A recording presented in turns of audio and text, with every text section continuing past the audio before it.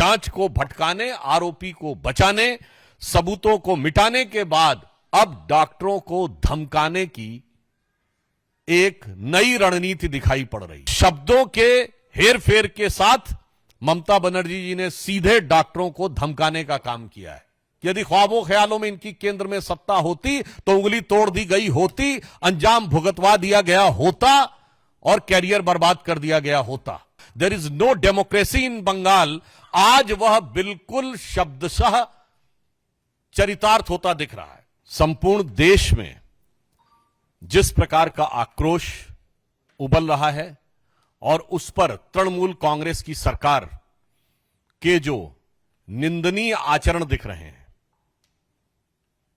उस दुखद घटना के बाद जांच को भटकाने, आरोपी को बचाने और सबूतों को मिटाने के समस्त षड्यंत्रों के बाद जनता का आक्रोश और क्रोध अब एक बहुत निर्णायक बिंदु पर पहुंच रहा है और उसी की अभिव्यक्ति, जन जन के इस आक्रोश की अभिव्यक्ति आज पश्चिम बंगाल में भारतीय जनता पार्टी द्वारा आहूत बंद के दौरान देखने को मिली।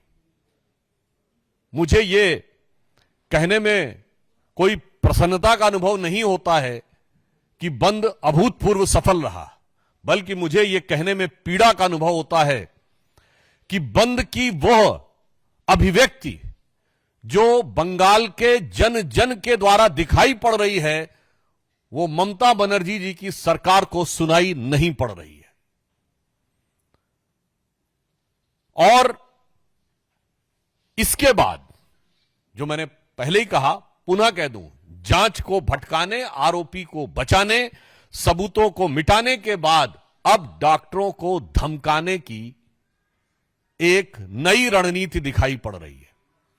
आपने इससे पहले कोई ऐसा बंद नहीं देखा होगा कि जहां एक तरफ बंद का आह्वान किया जाए, दूसरी तरफ सत्ताधारी दल के नेता जाकर दुकानों को खुलवाने का प्रयास करें, फिर इसके बाद मुख्यमंत्री आकर प्रेस को संबोधित करें और आप उनके शब्दों को गौर करिए। वो क्या कह रही हैं? मैं नहीं चाहती कि एफआईआर हो, हम एफआईआर नहीं करना चाहते ताकि कैरियर ना बर्बाद हो, पासपोर्ट और वीजा मिलने में समस्या ना हो।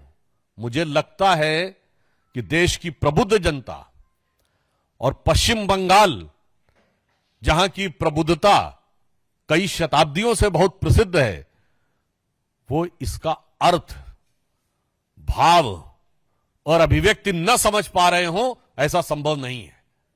भारतीय जनता पार्टी स्पष्ट रूप से कहना चाहती है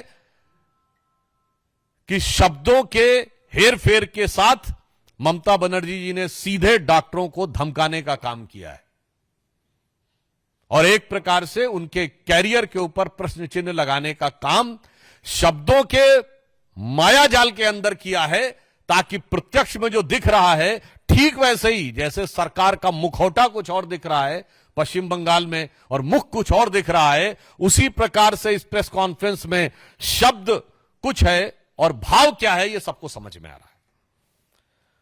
और इतना ही नहीं, इसके उपरांत उनका यह कहना, जो मुझे लगता है कि एक प्रकार से पश्चिम बंगाल सरकार की बहुत दुखद और खिसियाहट की भी अभिव्यक्ति है, यह कहना कि चुनाव करवा लो।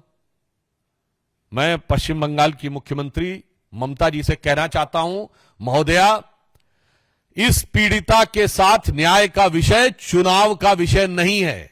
यह सबूतों के आधार पर कानून की अदालत में साबित होकर दोषियों को सजा दिलाने का विषय है।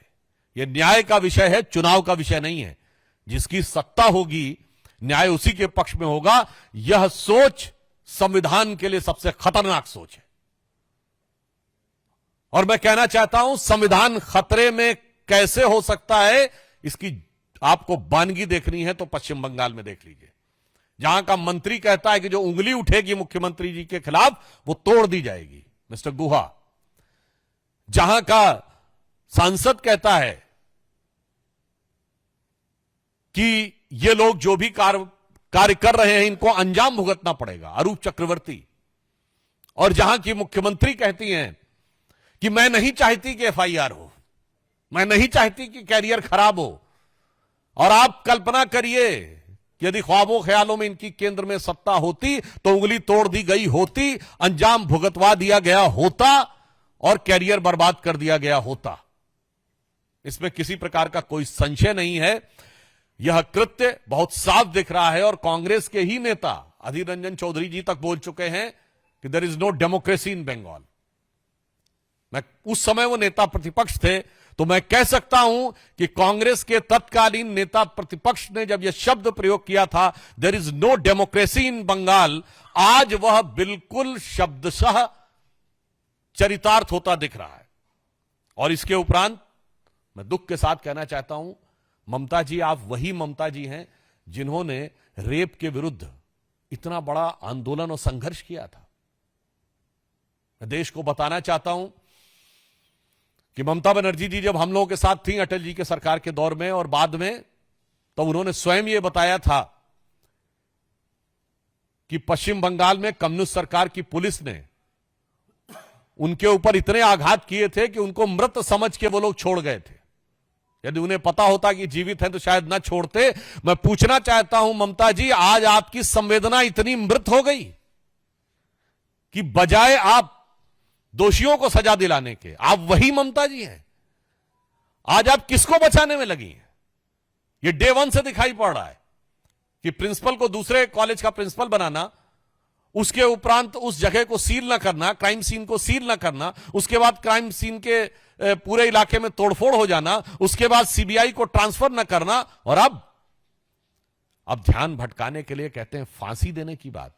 तो मैं बताना चाहता हूं, फांसी यहां एक प्रक्रिया के तहत दी जाती है। अफसोस की बात यह है कि सर्वोच्च न्यायालय ने स्वयं कहा कि सबूत तो आपने इतने मिटा दिए हैं, सबूतों के साथ इतनी छेड़छाड़ कर दी है ताकि यह काम आसान नहीं है। और अगर आपके मन में इतना है तो मैं पश्चिम बंगाल सरकार से पूछना चाहता हूं, रेप के कितने मामलों में फांसी दिलवा दी है? वो अपना कन्विक्शन रेट बताएं। इससे बहुत साफ है कि जो कुछ पश्चिम बंगाल में हो रहा है वो मुझे लगता है एक पीड़िता के साथ होने वाले न्याय का मजाक और आघात ही नहीं है, संविधान की मूल भावना पर सबसे बड़ा आघात है। और इंडी गठबंधन के ये सारे दल इसमें शामिल हैं। जो बात मैं पहले कह चुका था उन्हें पुनः मैं रिपीट कर रहा हूं। तृणमूल कांग्रेस का वकील कौन है? कपिल सिब्बल, जो राज्यसभा सांसद कहां से हैं? समाजवादी पार्टी के सपोर्ट से राज्यसभा सांसद हैं और कांग्रेस पार्टी के पूर्व मंत्री हैं। कांग्रेस, पुनः कह रहा हूं, कांग्रेस का पूर्व मंत्री, सपा के समर्थन से बना हुआ सांसद, तृणमूल कांग्रेस का वकील है। यानी इंडी गठबंधन में सब शामिल हैं इस अपराध और अत्याचार को बचाने के लिए। इसके अतिरिक्त मैं यह भी कहना चाहता हूं कि ममता जी जो कह रही हैं कि भारतीय जनता पार्टी का जो बंद है, जो हमारे कार्यकर्ता आज लाठी डंडे सह रहे हैं, हिंसा सह रहे हैं, वो हिंसा के लिए है। बहुत साफ हम कहना चाहते हैं, ये तो वो सरकार है 2021 में जिसका आगाज ही हिंसा के साथ हुआ था और इसके लिए हाई कोर्ट से फटकार लगी थी। तो ममता जी, आपकी सरकार हिंसा से जिसकी शुरुआत हुई उसका सर्टिफिकेट कोर्ट से आपके पास है। और मैं पूरे देश को यह भी याद दिला देना चाहता हूं कि पूरे देश में अनेक राज्यों में एक समय में चुनावी हिंसाएं होती थी। मैं नाम नहीं लेना चाहता, कई राज्य थे जहां चुनावी हिंसा की बड़ी चर्चा होती थी। अब सब राज्यों में चुनावी हिंसा समाप्त हो गई। केवल एक ही राज्य है जहां से चुनावी हिंसा की खबरें आती हैं और वो है पश्चिम बंगाल। तो ममता जी, आपकी सरकार की में चुनाव में हिंसा होती है, जीतने के बाद हिंसा होती है, और इसीलिए आपके दिमाग में भी इतनी घनघोर और दर्दनाक हिंसा करने वालों के बचाव की जुगत सरकार कर रही है। और मैं यहां यह भी कहना सकता हूं, हो सकता है ममता जी बड़ी बेबसी में भी हो, क्योंकि आपने जिन आपराधिक तत्वों का साथ लिया था, मुझे लगता है कि उनके हौसले बुलंद इतने हो गए हैं कि शायद ममता बनर्जी के लिए इसके अलावा कोई चारा नहीं है कि वो उसका बचाव करें, क्योंकि शायद उनको रोकना उनकी क्षमता से बाहर हो गया।